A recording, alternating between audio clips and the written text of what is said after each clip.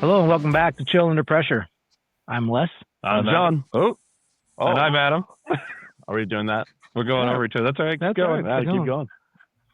And we have I'm Keilly. Leia. Yep. I'm Keilly. Hi. And I talked over Leah too, so apparently I need to stop talking so much today. So great to have you. We've been looking forward to it. Thanks for joining us. Where are you Thanks for calling in having from us. today? Yeah, we're happy Yeah. to be here. Leah, you're in Montana, right?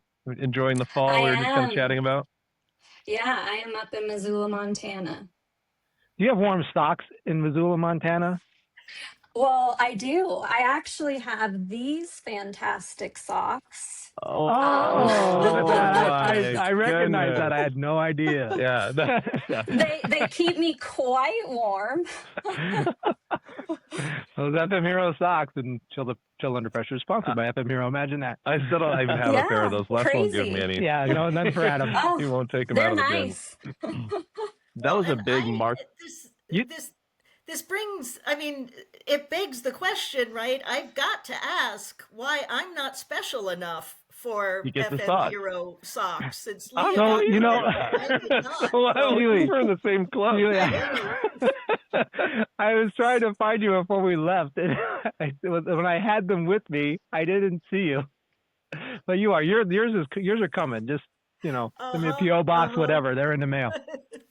You know what's But we're funny? going to The need you to socks- show them to us if you're wearing them, Keeley. You've got to bring your leg up Oh. and show them if that's... Yeah. The stretching No, exercise. yeah. You're killing me here. Yeah. So we didn't. I wasn't able to connect with you before we left with those Left FMI, right? FMI. Yeah. Yeah. So Yeah, Leah's well, rubbing it in a that's- bit because Keeley didn't get hers, Leah. Yeah. I didn't Well- realize that. Sorry. No, you're all good. It's kind of weird. He walks around the show with socks stuffed in his pocket. It's an odd thing. He Have walks my around- socks. Have my socks. Yeah, here's some socks. So he only gives them to special people, which is why I haven't gotten any yet either. Yeah. Yeah. Well, and that's not the weirdest thing that people were walking around with giving away at FMI. So Well, one gal had a screaming monkey. I don't know what that's Yeah. about, but it was kind of cool. yes, And she threw it around inside one of the sessions. Yeah. It was a little There bit you out go. there. yes. And then Keeley, you're in Idaho. I am. I'm in Boise, Idaho, which I don't know if you can maybe see here in the background, although I feel like it's been raining since September. Today, of course, is one of the days the sun is shining in through the window here, so I had to pull my shade down. But yeah, it's absolutely beautiful here, and not quite yet the weather where I need to wear socks. So you're okay for another couple of weeks, but I definitely, by the time You're on it a time gets frame. cold enough, I expect them to be here. So I'll Kirsten, make sure put that to on the send you calendar. my I gotta mail some socks to Keeley. That's right. Cool. That's I'd right. have Adam fly him up to you, but his plane's Oh, out of my commission word. right now. So Well, and for That's a whole different throw topic. that, It's a sore throw spot. that out there. It's a sore spot. Yeah. All we have is the picture on the purposes wall of- behind him now. Of the visual marketing, though, guys, like since most people do not share their feet on their webcam while they're working, you need like, earmuffs, or you need like headbands or something like that, something that people can wear on You- their heads. You'd be surprised how many people have shown their feet on It's kind of become a thing. And it's so weird because you don't see them either. It's only marketing to the person. Like Leah thinks about us every time she sees those socks, but nobody else sees them on her feet either. It was weird to stare a at big marketing, like, I don't know, should we do socks? I don't know. It's so I weird. was all in. All Everyone right. else was against me. but- We've digressed There we down go. sock lane I here. we have. We've covered that. We've covered that pretty good. So one of the things I was curious about is how do you guys both get into this weird industry? I mean, we hear this story a lot. Nobody grows up going, I can't wait to learn all about refrigerant. And nobody even knows what most people don't even know what we're talking about when we talk about refrigerants. So like, You mean that Freon? coolant? That coolant? That coolant? Yeah. The coolant? Freon. They'll say yeah. are you talking about Freon? Freon, yeah. Yeah, in 1967 we were talking about Freon, but yeah. I still talk about Freon. Every once in a while. Anyway, so how did you how did you get into the industry? What drove you into it, and what's your background? So for me, it was just completely random. And honestly, if somebody had told me what I was getting into, I'm not really sure I'd be here today. I'd be in a completely different industry. My first career, this is my whole second career, right? So my first career was in global marketing strategy. I worked for Procter and Gamble. I lived in different countries. I was away for 14 years and kind of, peaked and really young and got bored and just started thinking about my life and realized that I wanted to stand for something more than stronger paper towels and more absorbent toilet paper. So, Which is important. It's I important. was in paper hygiene, right? If you can't tell, right? But yeah, and so I went back to school and got a law degree and a master's in environmental policy and wound up doing an internship at the EPA in their alternative dispute resolution group. And they were I'm not sure if I actually accomplished anything there except that they kind of took me on like a new puppy or something like that and dragged me around everywhere with them and just randomly in elevators handed my resume out to everybody that they saw and met. And they were convinced I needed to work there. And it turned out that the Stratospheric Protection Division had a job with this new partnership program called Green Chill. They honestly had no idea what to do with it. And they became really interested in me, not at all because of my new law degree and my master's in environmental policy, but because of my marketing background in my first career. Oh, there you go. And I knew nothing about refrigeration. I mean, I know where to go right away for the ice cream in every supermarket banner in the country, but that was kind of the limit of it. And they put me on this partnership where I was the only non-engineer involved in the whole thing. I was an English major, and I basically said to people, I have no technical background and honestly not really a huge desire to expand my technical knowledge. And they said, well, we have no idea what to do with it anyway. And so we kicked it off. Green Show was really successful. A year in, they actually all admitted to me that they were all 100% convinced that it was going to go nowhere and that it had no chance at all to succeed. But Interesting. somewhere in there, you made this magical spreadsheet that now you're known for everywhere as the milk lady. Yeah, right. That really made That's it work, right. I guess. I don't know. The milk calculator. Yeah. That's right.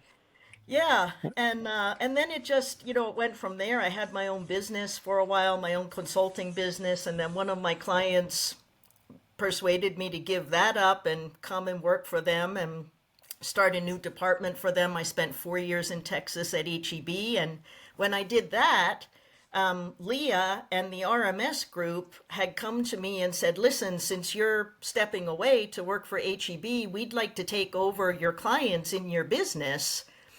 And they did that and kind of took over my RMS. It was KWRMS. They changed it to RMS. And when I told them that 4 years was long enough in Texas, I was dying to come back to Boise, they basically said to me, why don't you come back, to RMS? And that was fantastic. It got me back in Boise, and the group is great. It had expanded. We're now 7 people, and we Nice. got more than we can handle. So that's very kind cool. of my whole life history. There you go. So Leah, Love that was a good play. How did you get to that spot where you're going, hey, we're going to take this over and do this inside of DC Engineering and so on? Yeah. My story isn't as interesting. Born and raised in Missoula. I lived in Coeur d'Alene for about a year and a half, but Beautiful. I first started in this industry working for a parent company, DC Engineering, working with the commissioning team, working with some controls and systems integration teams. And we had a client that we did a lot of work with that was looking for some help with refrigerant compliance. So through that, we ended up kind of learning that and taking it on. I also, when they first asked about it, I said, what's refrigerant? Um, and at this point, that was about 14 years ago. So just through that and the additional clients that DC Engineering has, we've really been able to offer this other set of work that we specialize in and are kind of taken off from there. Very cool. Look at that, talking over each I other know. again. Look at that. So you guys work pretty closely together then regularly? How do you divvy up your client base, or how's that work, or do you share workloads? Well, with as small as we are, it's and as busy as we are, a lot of what we wind up doing is just, you know, who has time at the moment, or who can create time at the moment to do whatever is that's demanded. So we really have to divide and conquer. So a lot of us, it's just one of us working with a client on a particular project. But and it is very client specific, because what happens with us is a client comes to us with a particular problem, and then of course as you get talking, it just kind of is like a rolling stone downhill, right? I mean, it just I have one client. We started off with one project, and now I've got 9. And and we went from having 3 clients to now we have 14 full-time clients, and then we've got 12. I was for that article I was telling you about, I just had to count all of this up. We have 12 kind of people who come in and out, like with ad hoc questions on a regular basis. And we're up to over 40 projects right now with the 7 of us. So the vast majority of the team does the outsourced compliance management, because that's very labor intensive, right? You've got to check all the records, you've got to follow up. And so really, those records are usually pretty much in order, and there's not much Yeah, to should do be that, easy. right? There's nothing to that. sure. Yeah, In our experience, they always get why this we're right. we're always struggling actually to fill our day, right? Because everybody is so perfect out there. But yeah, there's a lot that needs to be done there to try to do our best to help people with compliance, and that part of the business where they're just companies that decided not to hire their own compliance department, so they just treat us and integrate us into their company, and we just handle it all from them. And for some of them, it's even like invoice processing and approval and stuff like that. We basically do whatever we can for them. So. And then the other part of it, a lot of that has been me. That's more kind of strategic consulting type of things. We call them projects, and we have like 6 products that we have out there, which are kind of bundled services. And we call them kind of one-off projects, but we've yet to find a client that actually stops at the end of one project. They just become kind of permanent clients. It just gets bigger and bigger and bigger. So that's kind of how we divide it. We're thinking in the future we're always desperately trying to hire people, and we would love to kind of have 2 different teams, one compliance management that handles that outsourced compliance and government reporting and the ongoing needs, and then the other kind of more strategic, like hourly consulting type of thing. And of course, they overlap, right? It's not like you can make a clean break, but just in terms of kind of managing the business, we think that's the way to go. We just can't find many people at all who know anything about this area. And honestly, it's not like service technicians or refrigeration engineers. We don't even really know what to call the job when we put like a job description out there or try to hire somebody. It's hard. And so, Leah, do you have a special area of expertise? Are you working all those same areas, or what's your area where you spend most of your time? I kind of overlap. My area of expertise is definitely compliance with federal and state refrigerant regulations. I do help Keilly out sometimes with like the strategic side of things, but compliance with all of the regulations, all of the reporting requirements, record keeping requirements, that right now is definitely my area of expertise. So one of the questions I have for you guys. It's interesting being in the role that you're in and the niche that you're in the marketplace. What is it that you find over and over, or that you just are shocked by with clients or with the market as a whole? Like, what is it like? How is this still a thing, or whatever it might be? Like, what's your kind of, oh, really? Yeah, I would. I think I'd have a hard time choosing between two things as being the most astonishing. The first one is the number of people out there who have had a lot of compliance obligations all the way since originally in the 1990s with these regulations, who will tell you that compliance has nothing to do with them. And, all that you can just say is, like, that happens a lot on the engineering side, the construction side, construction managers installing contractors. And I still haven't really figured out what to say to that. I mean, what goes through my mind is, where in the world did you ever get that idea? Because, of the 7 or 8 triggers of major, like, sources of violations and enforcement actions, fully half of them are on the construction, installation, end of life, retrofit side, right? Those capital projects. So I don't know where this idea came about, but there's whole segments out there that just think it has nothing to do with them at all, right? They're not Which even is like, aware. we don't have to deal with building codes. We're just piping stuff. Like, wait, what? What are you talking about? Like, where would you get that idea? We don't need to read the blueprints at all. Yeah, we don't have to read the blueprints. We're just gonna make this. Like, it makes no sense. Yeah, and then the other part is just the number of people who manage to go through life, and at some point in time, for some of them at least, you have to think that it's intentional, because if it's not intentional, I don't know how it's possible that so many people can just not know that there are regulations out there.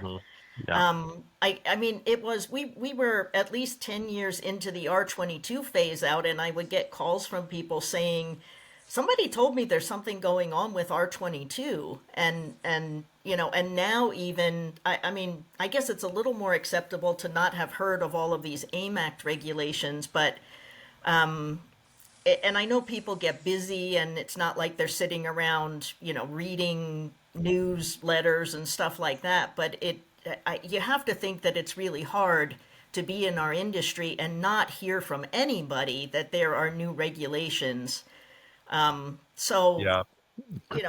all of that is even before we get started, like, actually dealing with them. It's just kind of first dealing with the issue where people don't even know that anything is going on is probably, those two things would be tied for me. Yeah, doing this for 14 years, nothing surprises me anymore.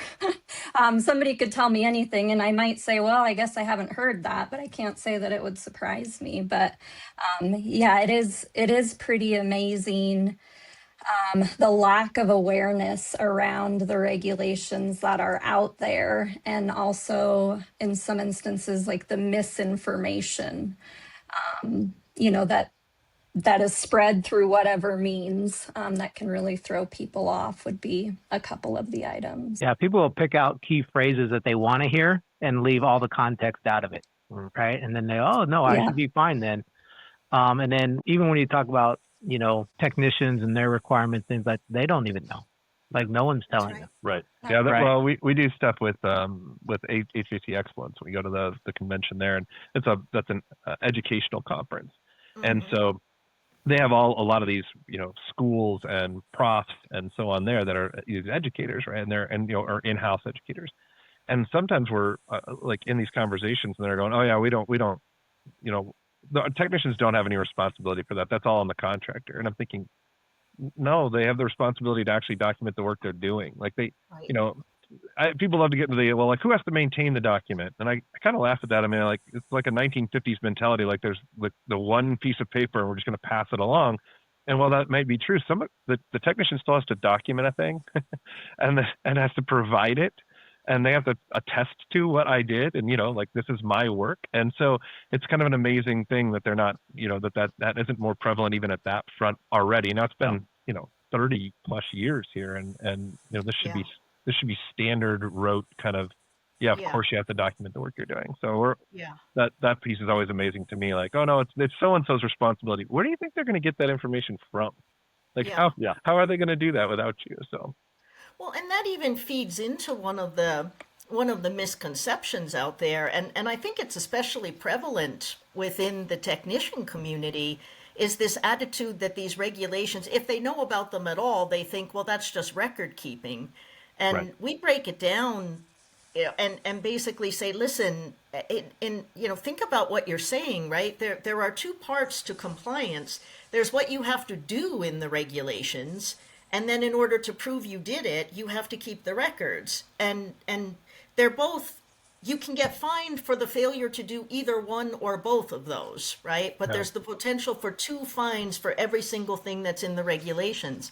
If you don't do the right thing out there in the field, keeping perfect records is great, but you're keeping records of doing exactly the wrong thing, or something that violates the regulations.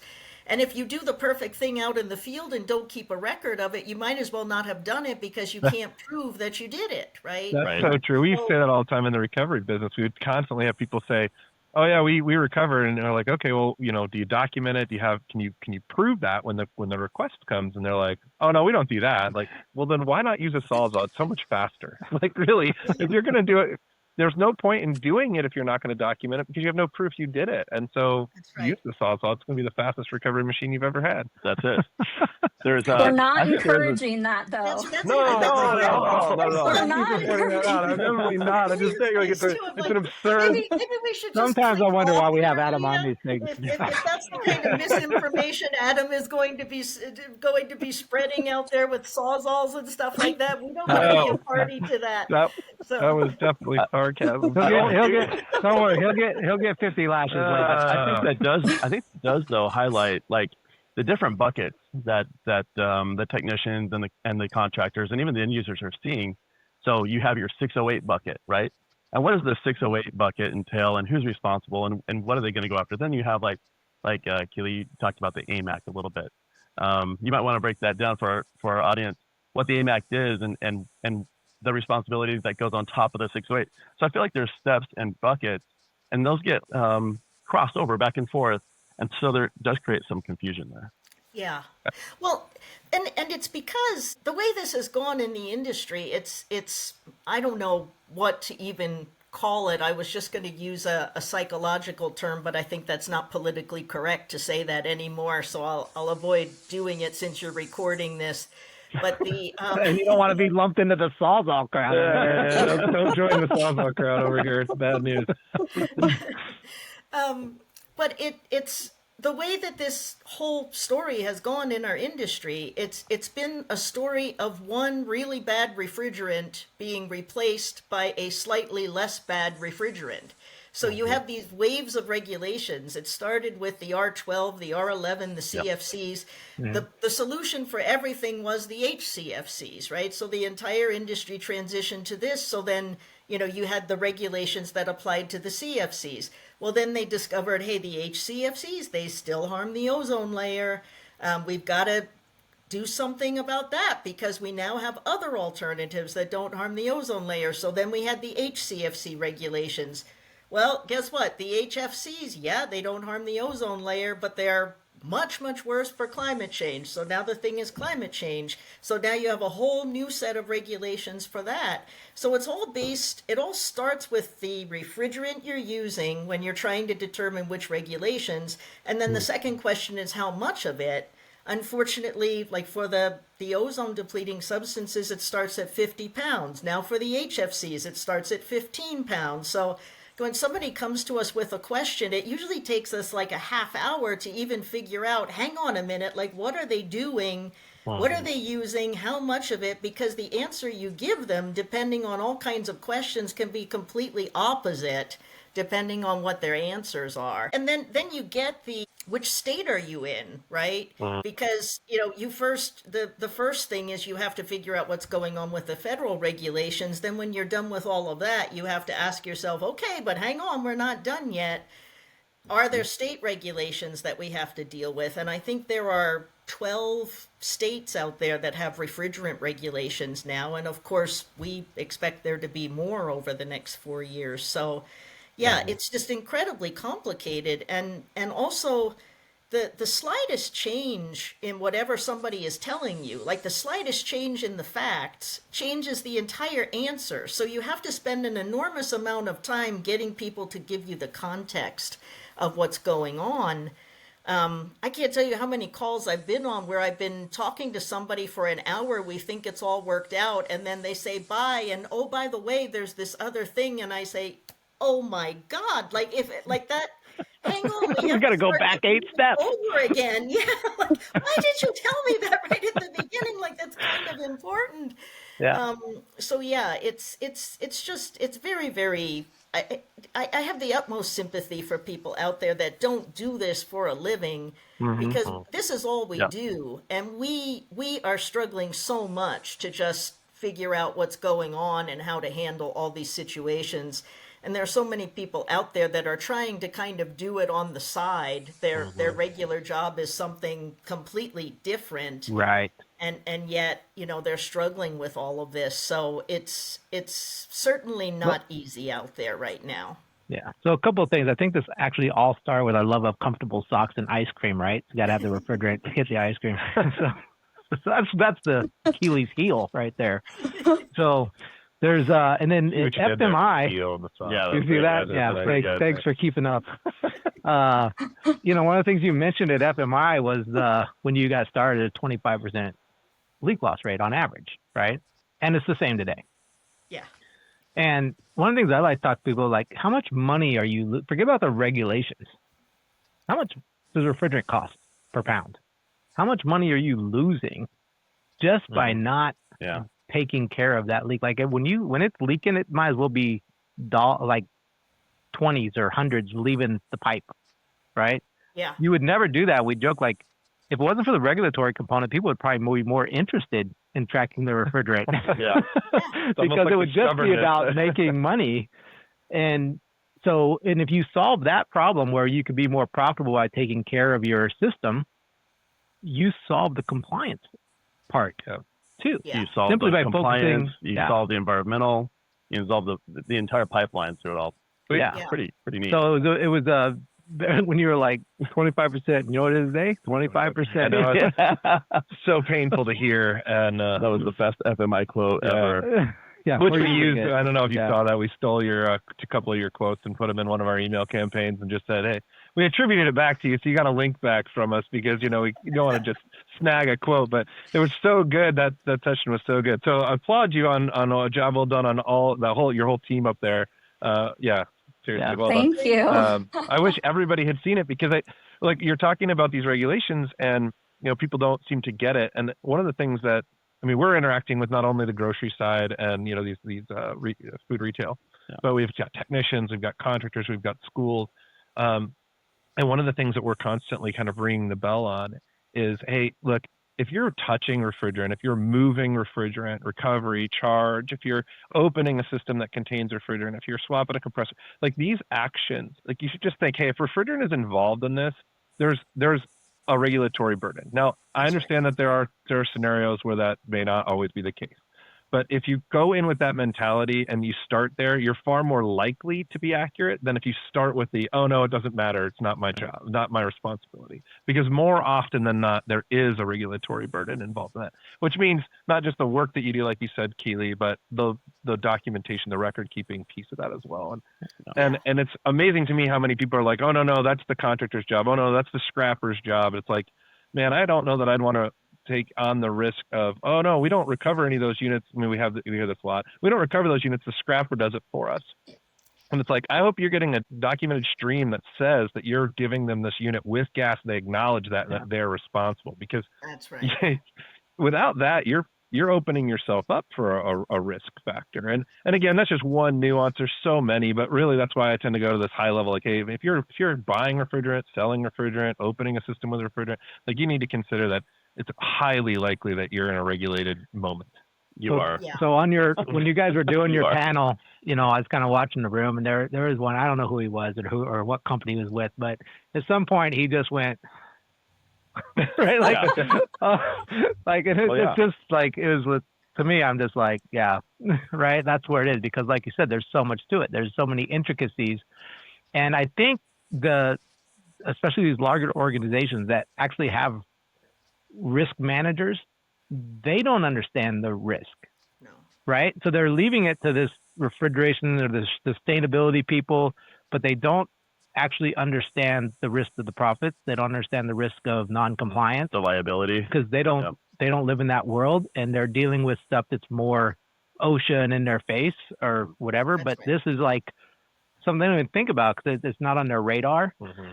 And I don't know. Do you guys talk with risk management people within the organizations as opposed to, to try to get them to pay attention so that the people trying to implement these policies can get their risk manager to go, oh, now I get it. Yeah, that makes sense. Go ahead and move forward with that. Yeah, so it's funny that you bring that up because one of the best teams when I was at HEB, one of the best teams that I worked together with were the risk managers.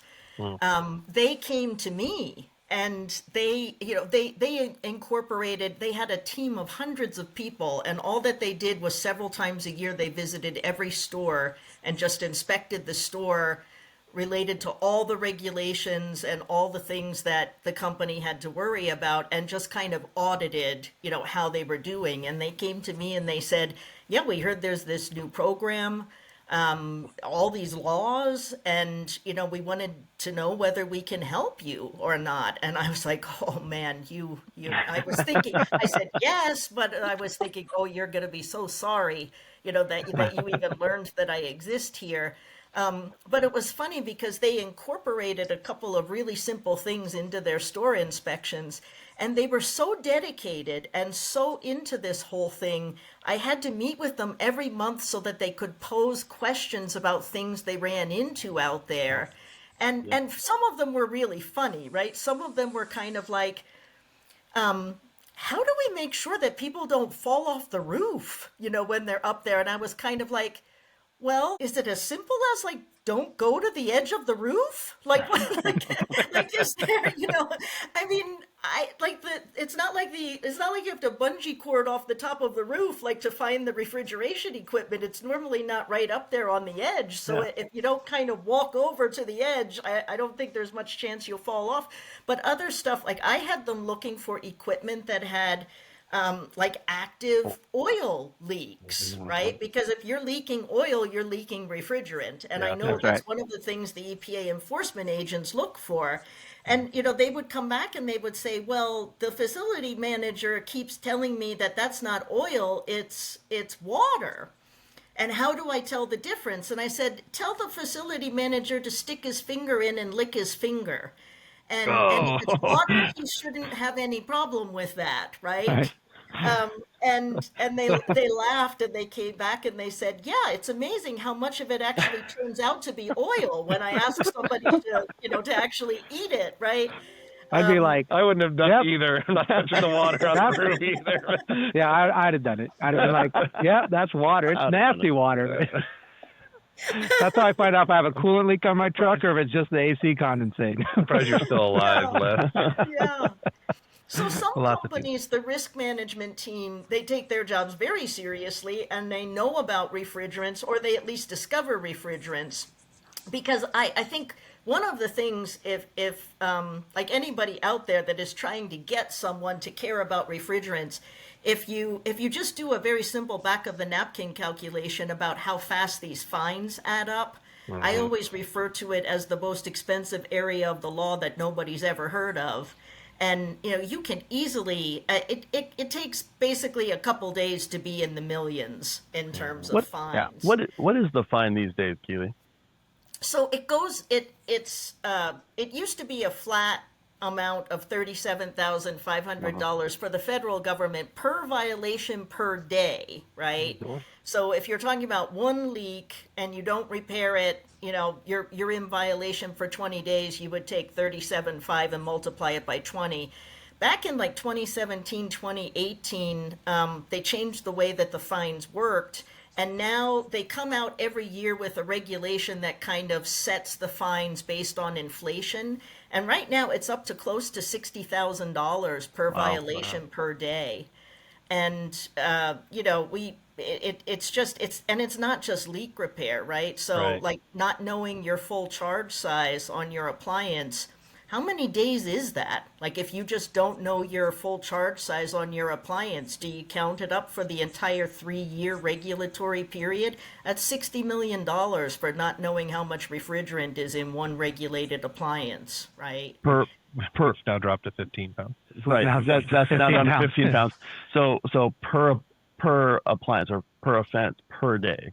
So That's right. if you have multiple leaking systems over months at a time, that could easily put somebody out of business Yeah. or impact. Well, Right. and sometimes they don't. They do it differently, right? Hey, we're going to do this much in cash, and then you're going to retrofit. You're going to agree to do all these equipment upgrades, right? That's right. So, it's $500,000, Like a consent decree kind of a thing. and then That's right. it's going to cost you $15 million to upset. That's But if you exactly don't, then we'll right. go back to the fine per day per violation. Yes, that's exactly right. And the reason they do that is because those fines that they charge, that money just goes to the general treasury. And the general treasury, of course, pays for bombs and roads, right? I mean, it's like less than 1% goes to anything environmental. So the EPA deliberately, when they have cases like that, they deliberately try to enter into a consent decree where they minimize to the absolute minimum the amount of the fine and shift a lot of that financial burden into activities that you have to do, and they relate to refrigeration and the environment. Yeah. And the timeline is their timeline, right? That's And then exactly if you don't right. comply with the timeline and don't do it, then you're back in violation yet again. And That's right. back That's down the road exactly again. right. Yeah. Yeah. We So, we 'cause call that- us a career killer and a corporate killer. Like, I mean, Yeah. It's certainly enough. a profitability killer. Well, I mean, it could put you out of business Yeah. if they used it to the maximum extent allowable. They would put these companies out of business. A lot Yeah. of these. Yeah. Well, and they also have the fines are so high, they actually have a factor built in there to kind of it's called something official, but it's kind of like the poverty clause, which they try to make sure they don't put you out of business, right? They want to hurt you, but they of course don't want you to go bankrupt. But and the most recent enforcement case, it was a little company in New York City with I think something like 22, 24 stores, and the total amount of the fines had to be reduced greatly because it would have put them out of business. But it's the biggest enforcement action I know of, and like I said, they have a little bit more than 20 stores, and it was in the tens of millions of dollars. And when I read the enforcement action, it made the impression very quickly on me that they just were not doing anything. And very quickly, the EPA just stops counting and basically says, okay, we're already in the tens of millions. We don't have to go any further unless you make us, right? Right. Let's talk about what you can do in the future. But yeah, it's very, very expensive, and it's a little bit strange. You'd want like toxic waste to be as expensive as refrigerants, right? You'd want like people who are spewing smoke in, areas where all the kids have asthma and stuff, like you would think they should be fined tens of millions of dollars, and to find out that it's this area of refrigerants, which I know it's important, but it's just odd that this is the area of the law that is just really the most expensive. Well, Yeah, and it's interesting, right? Because I've had this conversation with people like, hey, if you do X under OSHA, this is the fine. If you do this, it's this, right? There's none of that with the EPA, Right. That's right. right? There's none of that. There is no pathway to tell you what it's going to cost you. That's Other right. than that, they're going to tell Other you. than it's $60,000 per incident per day. Right. Other than that, but they're And we can go gonna back let 3 you years. know. They're gonna tell you what the fee structure is. Yeah. Right. That's right. That's right. And we have one of our products is called enforcement readiness. And it's funny because I did a breakout session last year at FMI that focused on enforcement readiness and kind of teaching people, do you know this is like how an enforcement action gets started. This is how it proceeds. This is how you can prevent it, right? Nobody, this attitude that, well, I think we could win an enforcement action. Nobody wins an enforcement action, right? And I had people come up to me, like you said, that guy that was shaking his head. I had people come up to me after that presentation and say, that was the most terrifying thing I have ever experienced in my entire life. And I said, well, I wasn't like intentional. I said, my attitude is if you know about it, you can do something about it. He said, yeah. It's not a negative thing. He said, I just wanted you to know like how impactful it was. And I was kind of like, I'm not trying to scare people, but you just kind of lay it out there and lay out how much it can scary. cost. Yeah. You're not scaring them. It is scary. If you're not concerned about it, it's because you don't know. You're not paying attention. Either you put your blinders on and you don't want it, like you just want to hope you slide through and you're doing the thing, I'll be out of here in 5 years or 3 years and I'll be gone before this ever bites me, right? Because if you're not concerned about it, it's only because you're not paying attention. And that's true at the contractor level, the scrapper level, every level. Retail. Like if you're touching this stuff, same thing with it. I know the EPA is very unlikely to go after technicians directly, right? Because they don't want to put some guy who's just trying to put food on the table and take his cert away. But that's what they have the power to do, right? And if you're out there venting refrigerant, you're not doing your job. If you're saying, "Oh, my daddy did this way," whatever your argument is, and I always think about this, like you're 57, 55 years old and you lose your cert and you lose your cert, your ability to do this work.